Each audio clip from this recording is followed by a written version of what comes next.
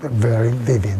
Yeah. I feel really lucky to get to know the Chinese society around that time, because now it's totally different. I mean, not totally, but on the surface, China looks very different from the one I knew in the 80s. It looked to me kind of a black and white society, but I felt very good energy of the Chinese people. Like I was not allowed, but I visited people's department stores or shops, restaurants, because I looked like a Chinese, so I was okay. There was only one disco in Beijing. Only foreigners were allowed to go in. The people are not allowed to go in there. Yeah. For you at that time, what's the sound of Beijing? I mean, the color is black, white, and red. What's the sound of the city?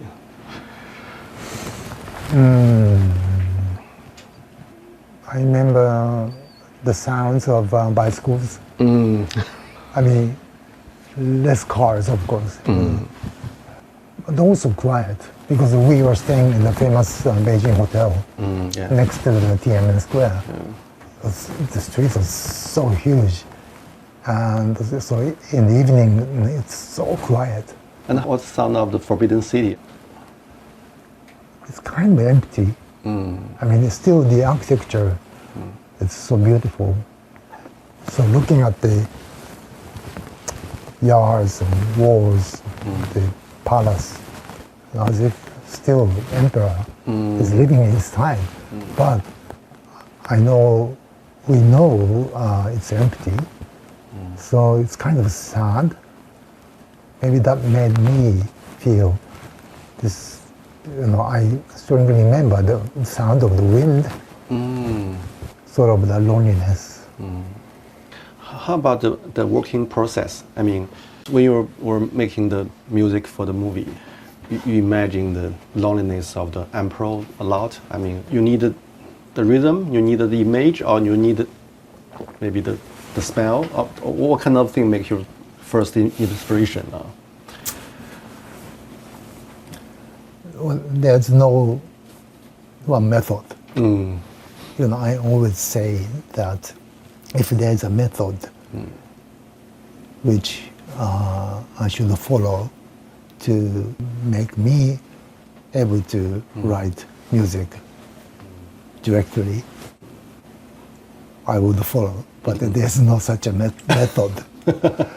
So anything could help for me to get an inspiration, a smell, or a memory, or photographic memory, a sound, or just a fresh image of TV news, whatever. Memories of being in China, not only Beijing, but we went to Beijing, Dalian, and Changchun. Those memories heavily influenced me to write the music for The Last Emperor, of course. I went to a department store to buy one bicycle. The loudness of inside the department store, right after it opened, I mean, the people were waiting outside of the entrance of the department store, and it opened at 10 o'clock, and they just tried to jumping in. Everybody was trying to jumping in, so it was like so chaotic. The inside was so chaotic, and everybody was playing. Grab something. Yes. No, this is mine. No, this is mine. No, I'm the first one. Like that. So almost like a fights and chaos going on. So loud. It's a good energy. I mean, people's energy, everyday life's energy, and so that made me smile a lot. That sound was the most impressive one. before I come here, I went to midnight Forbidden City around the world. I tried recording some sound for you, but all about the car on the road. Now we have a lot of cars. And also a wind in the midnight making it. Oh.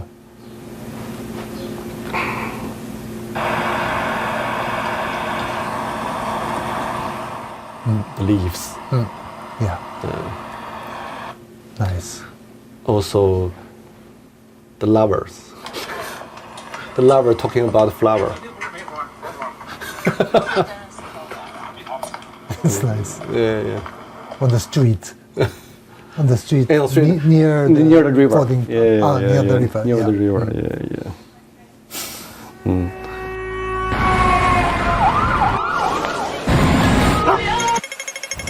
I cannot get so many interesting sounds anymore from New York. Yeah. So you should move to other city. Yes. I mean, those cities like New York, Tokyo, or Beijing. Yeah. Beijing might be a bit different, but they have very similar sounds. Very similar, and always like cars. Yeah. So that's kind of frustrating. Well, it is frustrating. See the World Trade Center. You take camera, I remember. I was here, firefighters all over. From here, from there. 18 years has passed so quickly. I'm a very weak person, but I had to be determined for some sense. When did you got the feeling? I mean, is there any conflict between, for artists, I mean, one side about thinker side, the other artistic side? There are two sides conflict, or for you they can? I was so rebellious in the 60s. The students' movements in the 60s, basically anti-Vietnam War, anti-America sentiments was inside. So the anti-spirit is part of your DNA? Yes. But I'm also thinking, being anti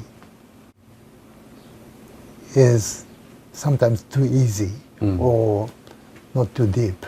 So after 9/11, I and my friends published one thick book called No War, and I entitled No War instead of Anti-War. That evening of the day, almost all New Yorkers, like more than 90% of New Yorkers, became very patriotic, which frightened me. I mean, in a way, I could understand, your city was attacked, terrorized, such a very unprecedented way. But still, and then all the sentiment right after 9/11 became so aggressive, and so all the newspapers, the local newspapers, had the catch copies like "Make Afghanistan Ice Age" or something like that. I don't like that.